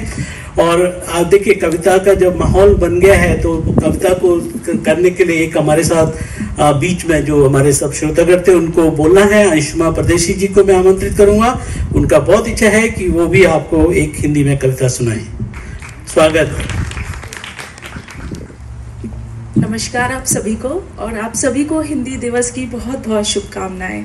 मैं अंशुमा परदेशी, मैं एक अध्यापक हूँ बेलकुनन हाई स्कूल में, और आज मेरा बेटा अर्जुन परदेशी यहाँ पे एक पार्टिसिपेट करने आया था। तो आज उसको प्रोत्साहित करने के लिए मैं एक छोटे से अपने मन के भाव आप सबके सामने व्यक्त करना चाहती हूँ, जो कि नारी के ऊपर है। जो नारी जो कि समाज की नींव है। हमारे बच्चों को यहाँ पर इंडिया से, भारत से इतनी दूर उन्हें अच्छे संस्कार देना, हमारी भाषा सिखाना और हमारे अच्छे गुणों को सिखाना, ये हम नारियां ही करती हैं, और जो कि एक उज्जवल, उन बच्चों का उज्जवल भविष्य बनाती हैं। तो उन्हीं से संबंधित अपने कुछ भाव व्यक्त कर रही हूँ। मैं कवि तो नहीं हूँ, बस कुछ शब्द हैं मेरे पास। ईंट से ईंट जोड़कर इमारत बनती है बुलंद, ईंट से ईंट जोड़कर इमारत बनती है बुलंद, नारी का है समाज की नींव से अटूट संबंध। नींव रची आशाओं से गारा डाला प्यार का, नींव रची आशाओं से गारा डाला प्यार का, धीरे धीरे चित्र उभर गया सुंदर संसार का। इंसान से बनता परिवार, परिवार से समाज, इंसान से बनता परिवार, परिवार से समाज, और समाज से बनता देश, और नारी है इस देश का ताज। सशक्त है मन और इरादे, हृदय रखे विशाल, सशक्त है मन और इरादे, हृदय रखे विशाल, खुद का भी है व्यक्तित्व, नहीं कोई मलाल। नारी से समाज का दिखे खूबसूरत आयाम, नारी से समाज का दिखे खूबसूरत आयाम, बुद्धि और समझ का मिश्रण नहीं आसान। मिले समान अधिकार और भरपूर सम्मान, मिले समान अधिकार और भरपूर सम्मान, बराबर मेहनत है नींव में अपनी है पहचान। धन्यवाद।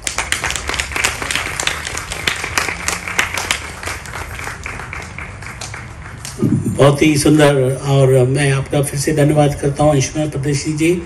बहुत ही सुंदर नारी के ऊपर जो आपने कविता सुनाया। तो अभी हमारा बस एक प्रतियोगिता बाकी है, और मैं फिर से सारे बच्चों को आमंत्रित करना चाहूँगा जो कक्षा 1 से सारे ही पहले की तरह यहाँ पर आ जाएं। और ये तोड़ मरोड़ जीप तोड़ मरोड़ टंग ट्विस्टर प्रतियोगिता है, और इसका रूल है कि इसमें हर बच्चे को 2 पढ़ना है, टंग ट्विस्टर 2 टंग ट्विस्टर पढ़ के, और इसमें एक ही बार पढ़ना है। जो मैं आपको पेपर दूंगा उसमें जो है आप एक साथ जो पहली बार पढ़े आराम से मन में पढ़ सकते हैं, देख के सोच के, यू जस्ट। उसके बाद जब आप पढ़ेंगे तो मैं सारे जजेस को बस यही बोलूँगा कि एक बार अगर किसी बच्चे ने एक बार के बाद दोबारा पढ़ा तो दोबारा वाले का नहीं मिलेगा। तो मैं सारे बच्चों को रिक्वेस्ट करूँगा, प्रार्थना है कि आप एक बार आराम से मन में पढ़ें, और जब दूसरा पढ़ें तो जोर से पढ़ें, तो ताकि हमारे जो निर्णायक 2 सदस्य हैं यहाँ पर वो जो आपका स्कोरिंग करेंगे। और चलिए बच्चे आप लोग आ जाइए प्लीज, यहाँ पर एक पंक्ति लगाइए। रोटी का पोटी जाओ, पोटी जा के रोटी खाओ, डाली डाली पे नजर डाली, किसी ने अच्छी डाली, किसी ने बुरी डाली।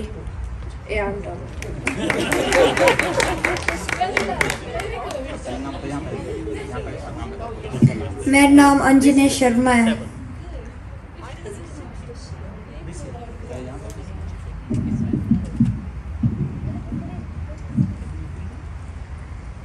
रोटी खा के पोटी जा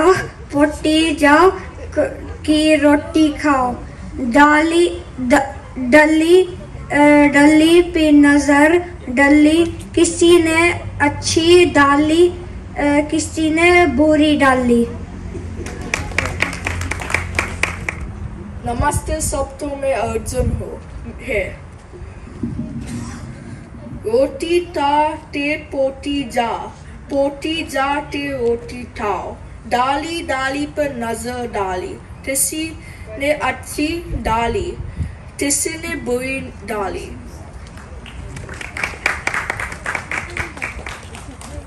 मेरा नाम विभा से। रोटी खा के पेटी आ जाए, पेटी जा के रोटी खाए, डाली डाली पे नारी न ज डाली गई सी, किसी ने अच्छी डाली, किसी ने वो जी बारी डाली।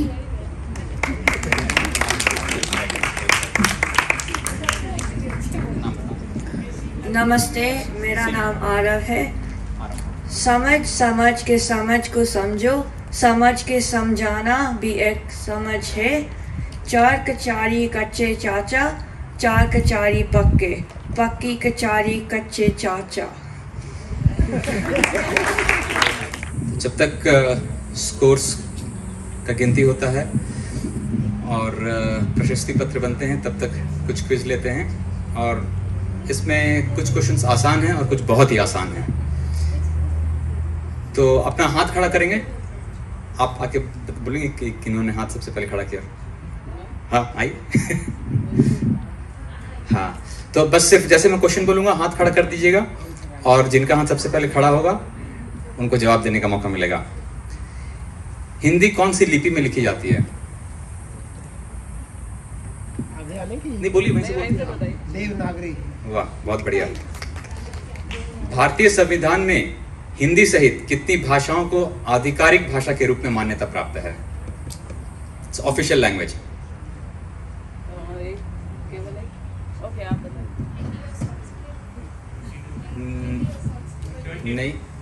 नहीं, हाथ तो उठाया था नहीं आपने? हाथ उठाया तो आप तो यहीं पे काम करते हैं, तो आपके लिए एक एक्स्ट्रा क्वेश्चन भी है उसमें। तो आपके लिए क्वेश्चन ये है कि वो किस शेड्यूल में है?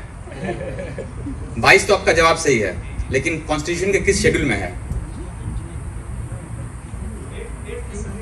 बहुत ही बढ़िया, बहुत ही बढ़िया। तालियां, तालियां, तालियां। किस वर्ष हिंदी को भारत की आधिकारिक भाषा के रूप में अपनाया गया था? 1950। गलत, गलत। बस एक जवाब, एक जवाब। 1949। बहुत बढ़िया। ये इसका ये कविता पाठ हो चुका है, तो आई थिंक जिन्होंने कविता पाठ किया था कृपया आप जवाब ना दें। रश्मि रथी किसने लिखा है? आप नहीं।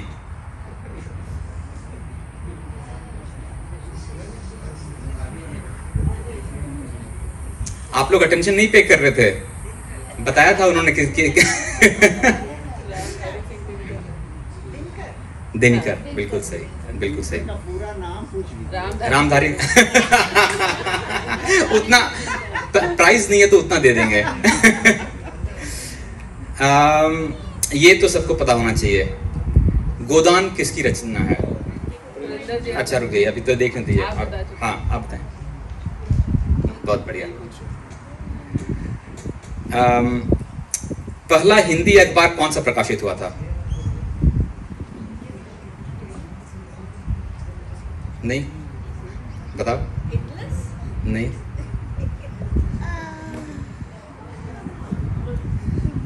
उदंत मार्तंड। ये 30 मई 1826 में कलकत्ता से प्रकाशित हुआ था। ये अर्जुन तुमको पता होना चाहिए। श्रीमद् भगवद गीता में कितने अध्याय हैं? How many chapters and how many shlokas?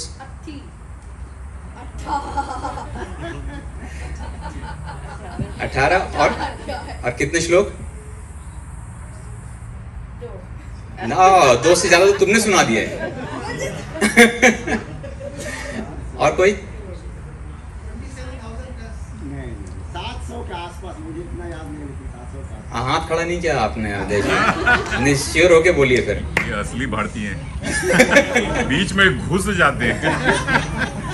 कोई नहीं? 700, पूरे 700, पूरे 700। हाँ, तो हाथ खड़ा नहीं किया तो नहीं मिलेगा ना।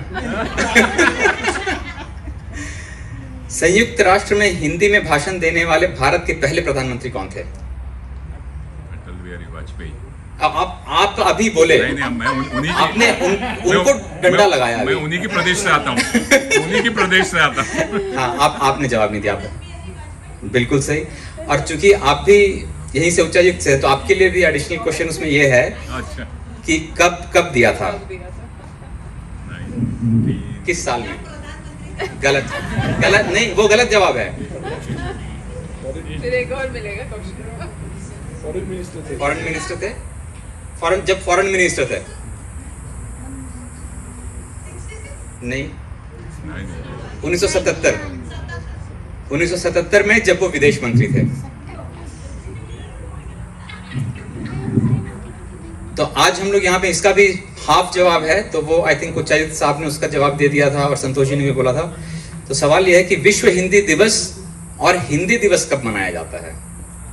आप और हिंदी दिवस 14 सितंबर। दो अलग अलग दिन है। तो ये मेरे को काफी दिन तक कंफ्यूजन था कि ये 2 बार क्यों मनाते हैं। तो एक है वर्ल्ड हिंदी डे, विश्व हिंदी दिवस, और दूसरा है सिर्फ हिंदी दिवस। दोनों को मर्ज कर दिया। वो तो और बनाइए, मैं तो कहता हूँ और बनाइए। हर महीने एक होना चाहिए। अच्छा, भारत में हिंदी सबसे ज्यादा बोली जाती है, ये हम सब जानते हैं, लेकिन बोलने वालों की संख्या के मामले में विश्व स्तर पर इसकी क्या रैंकिंग है, इसका भी जवाब दिया गया था इसमें। हाँ, तीसरी। बहुत ही बढ़िया, वेरी नाइस, तालियां, बिल्कुल तालियां। तो तुमने सिर्फ पढ़ा नहीं था, तुमने समझा भी था, बहुत बढ़िया। इसमें हमको स्कूल में हमेशा कंफ्यूजन होता था, अभी देखते हैं एक आंसर मिलता है कि नहीं। भारत में कितने राज्य और केंद्र शासित प्रदेश हैं? इसमें उच्चायुक्त वाले लोग थोड़ा सा कृपया रुक जाए। कोई नहीं, दीजिए। गलत गलत गलत गलत। आसपास तो हम जब पढ़ते तब 22-23 के आसपास, तो अभी आसपास ही है अभी भी। नहीं। तो कितने राज्य और कितने केंद्र शासित प्रदेश हैं? नहीं, ज्यादा है, दोनों मिला के ज्यादा है। ये तो गूगल का कमाल है, वाह वाह, बहुत ही बढ़िया। इसके 28 राज्य और 8 केंद्र शासित प्रदेश। तो इसका जवाब अभी भी किसी को नहीं पता था। 30, 21, 27, 28 अभी भी लोगों में गड़बड़ हो जाता है। नाम पढ़ दीजिए सब। नाम ये आपका प्रश्न। 20 तक तो गिन लूंगा, 20 से ऊपर मुश्किल हो जाएगा। अच्छा, ये भी काफी आसान प्रश्न है। अभी कुंभ मेला चल रहा है, तो कुंभ मेला कितने स्थानों पर होता है? हाँ, 144 years। नहीं, सवाल तो सुन लो। हाँ, बच्चे को, अर्जुन को बोलने दिए। सवाल है कुंभ मेला कितने जगह पर होता है? हाँ, 4। नाम कौन कौन बताएंगे?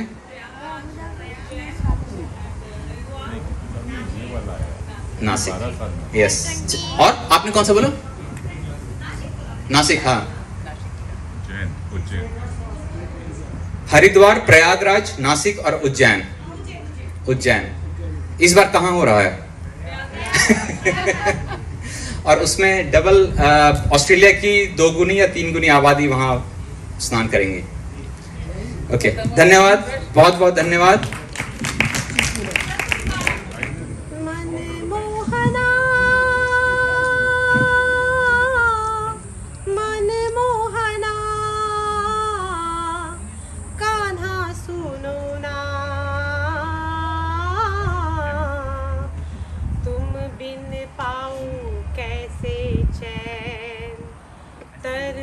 तुम्ही को दिन रैन छोड़ के अपनी काशी मथुरा, छोड़ के अपनी काशी मथुरा, आके बसो मुरनैन, तुम बिन पाऊं कैसे चैन, कान्हा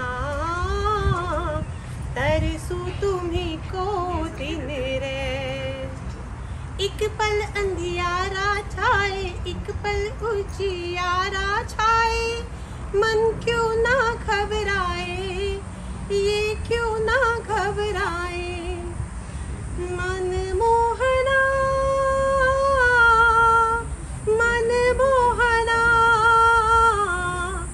कान्हा सुनो ना,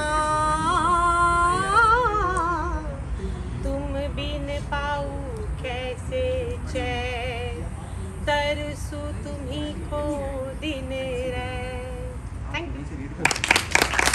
प्रथम पुरस्कार $31 का है, द्वितीय पुरस्कार $21 का है, और कुछ में जो है एक साथ है, एक स्थान पे 2 लोग हैं, तो उनको जो है 2 प्राइज, मतलब सबको अलग अलग 21, तो $31 $21 का प्राइज है। और जैसे कि बताया गया, प्रशस्ति पत्र जिसने भी जो यहाँ इस प्रतियोगिताओं में भाग लिया है, सभी को प्रशस्ति पत्र, एक सर्टिफिकेट ऑफ पार्टिसिपेशन जो है, उपस्थिति पत्र दिया जाएगा।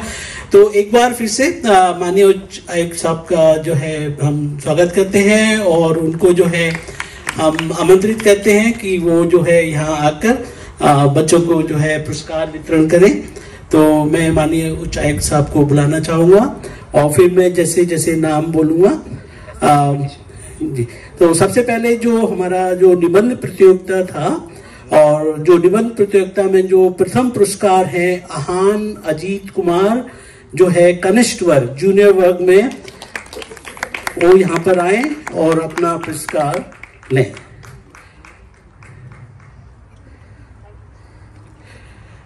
आपका बहुत बहुत बधाई अजीत।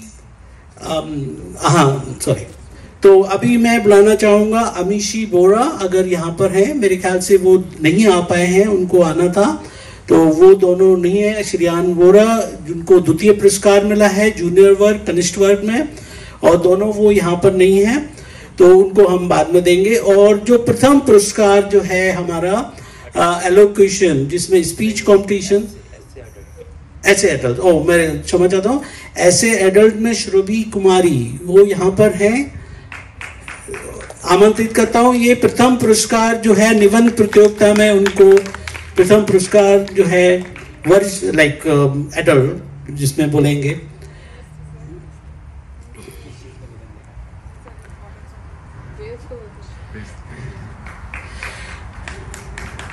बहुत बहुत बधाइयाँ।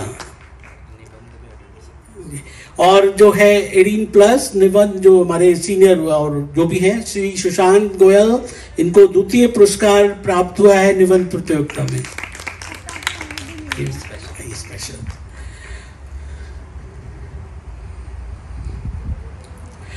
और एक जो निबंध प्रतियोगिता में हमारे बहुत ही सीनियर और बुजुर्ग जो है श्री रोशन लाल खाकर जी, उन्होंने जो है एक बहुत ही अच्छा मेरे को, वो हमारे वृद्धा आश्रम में रहते हैं और उन्होंने वहाँ से हमको बहुत सारी बधाइयाँ, और माननीय उच्चायुक्त साहब को उन्होंने बधाइयाँ। आज ही मेरे को उनका संदेश प्राप्त हुआ कि आपने इतना, यहाँ पर उनका कहना था कि ये प्रतियोगिता आपने कराया, आपके प्रांगण में हुआ, और ये बहुत ही जो है प्रोत्साहित करने वाला है पूरा जो हमारा भारतीय समुदाय यहाँ पर कैनबरा में रहता है, तो उसके लिए आपका बहुत बहुत धन्यवाद। मैं उनको ये जो है बाई पोस्ट, उन्होंने मेरे को एड्रेस भी पता भेजा है, तो हम उनको देंगे।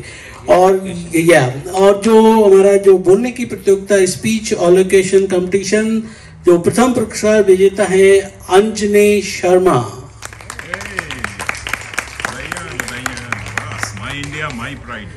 अंजने शर्मा प्रथम पुरस्कार विजेता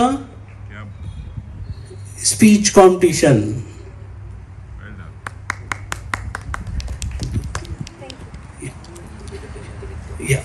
तो ऐसे ही कनिष्ठ जूनियर वर्ग में सुश्री आहान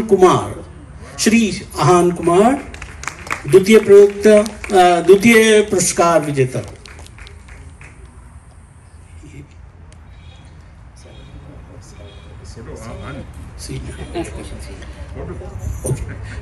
जी,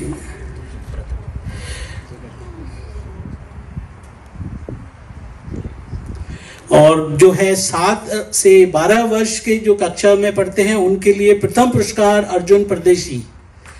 प्रथम पुरस्कार जो स्पीच कंपटीशन, जो उन्होंने भाषण दिया, प्रतियोगिता हिंदी क्यों अच्छी लगती है, उसके लिए सेकंड।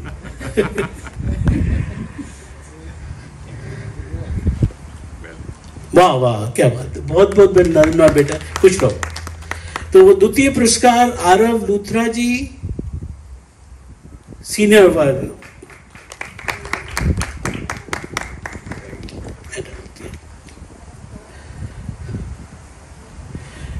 और जो है स्पीच कंपटीशन में आपको जैसे पता है हमारे 18+ के लोग हैं। और श्री सुशांत गोयल जी प्रथम पुरस्कार, तालियों के साथ।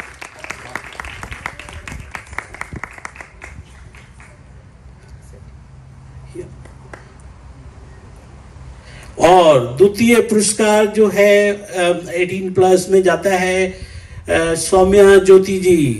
आपका स्वागत है, आप आए, माननीय उच्चायुक्त साहब से अपना द्वितीय पुरस्कार प्राप्त करें।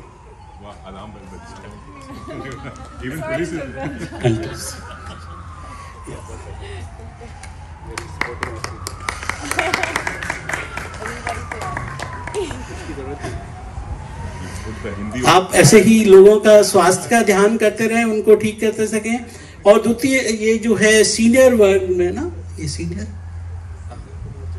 जूनियर। अच्छा, तो अभी हम जो है कनिष्ठ वर्ग में आते हैं और टंग ट्विस्टर आहान कुमार प्रथम पुरस्कार।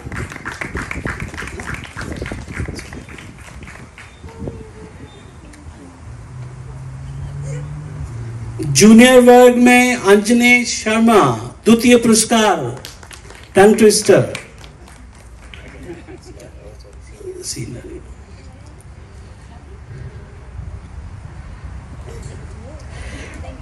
और सीनियर वर्ग कक्षा 7 से कक्षा 12 के बीच में श्री आरव लूथरा, उनको जो है प्रथम पुरस्कार मिला है टंग ट्विस्टर।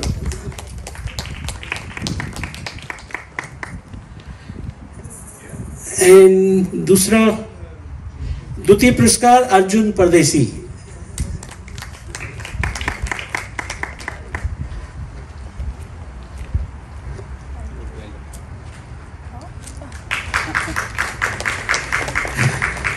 मैं जो है भारतीय उच्चायोग और अपना हिंदी स्कूल की तरफ से माननीय उच्चायुक्त साहब का धन्यवाद करता हूं मैं आप सभी का, और मैं आमंत्रित करता हूं हमारे प्रथम सचिव श्री चिन्मय पनी जी को कि वो यहाँ आकर आप सभी का धन्यवाद प्रस्ताव करें। धन्यवाद संतोष जी। आज के इस विश्व हिंदी दिवस पर आयोजित इस कार्यक्रम में आप सभी ने बढ़ चढ़कर आपने यहाँ आए, यहाँ प्रतियोगिता में हिस्सा लिया। इसके लिए मैं सबसे पहले सब बच्चों का और बच्चों के माता पिता उनका भी बहुत आभारी हूँ, क्योंकि बच्चों को यहाँ लेकर आना ये कितना बड़ा कितनी बड़ी जिम्मेदारी होती है। मैं जानता हूँ, मेरे दोनों बच्चे यहाँ यही है, इसलिए यहाँ जिन जिन कवियों ने अपनी कविता पंक्तियाँ सुनाई, एक सुंदर सा भजन जिसने सुनाया, उन सभी का भी धन्यवाद। हमारे कैनबेरा के जितने मीडिया कर्मी हैं आज यहाँ आए और उन्होंने यहाँ कवर किया, खासकर रेडियो मनपसंद, मैं उनका भी धन्यवाद करता हूँ। और मेरे सारे कलीग्स जिन्होंने इतना अच्छा यहाँ पर ये सारा प्रदर्शन किया, उनको भी छोटी छोटी चीज़ें होती है, माइक लगाना, ये करना, सब उनका भी मैं धन्यवाद, उनको भी आभार व्यक्त करता हूं। और आखिर में इस आयोजन में जिनके साथ में हमारी भागीदारी रही और जिनके बिना ये कार्यक्रम शायद नहीं हो पाता, वो कैनबेरा हिंदी स्कूल के श्री संतोष गुप्ता और सुश्री गुप्ता उनको मैं यहाँ आमंत्रित करता हूँ, उनका धन्यवाद व्यक्त करता हूँ। और सर, आपको मैं विनंती करूँगा कि आप इनको हमारी तरफ से एक छोटा सा सर्टिफिकेट ऑफ एप्रिसिएशन हम दें। मैडम, आप भी प्लीज।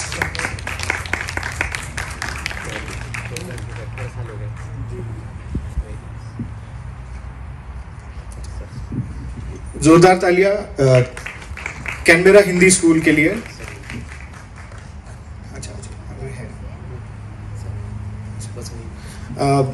और एक छोटी सी विनंती, मुझे लगता है कि सारे बच्चों को मिल गया, लेकिन जिन बच्चों को पार्टिसिपेशन के लिए सर्टिफिकेट नहीं मिला, मैं उनको आगे बुलाना चाहता हूँ।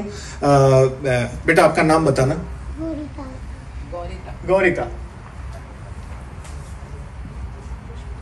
शुरुआत करी जिसने बिल्कुल सर आपने सही कहा, जिसने कार्यक्रम की इतनी बढ़िया शुरुआत की, गौरिता जी।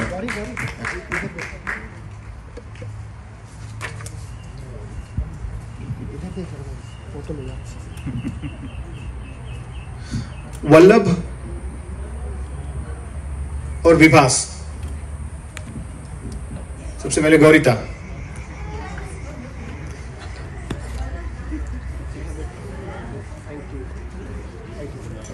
सबसे पहले विभास।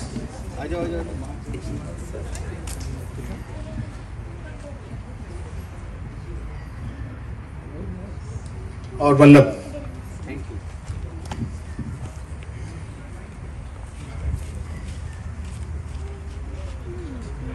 हमें रोना आ रहा था क्योंकि हमें बिल्कुल कुछ नहीं, लेकिन यही सीखने लायक चीज है कि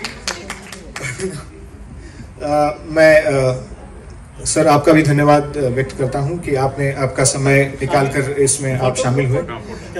अभी जो हमारे जो YouTube पे बना रहे हैं मनीष जी, वो चाहते हैं कि एक हम सभी का एक यहाँ पर फोटो हो, यादगार रहेगा। तो मैं सभी को बुलाना चाहूंगा जो भी यहाँ पर हैं, अभी उपस्थित हैं, भारतीय उच्चायोग के जितने भी जो है हमारे साथी हैं, सभी यहाँ पर आए, और जिन्होंने भी प्रतियोगिता नहीं लिया, सारे जो भी यहाँ पर मौजूद हैं, एक हम लोग ग्रुप फोटो करना चाहते हैं, है ना, बहुत अच्छा लगेगा। 1 2 एंड हिंदी दिवस की जय हो। वन मोर भारत माता की जय, भारत माता की जय, भारत माता की जय, वंदे मातरम, वंदे मातरम, वंदे मातरम।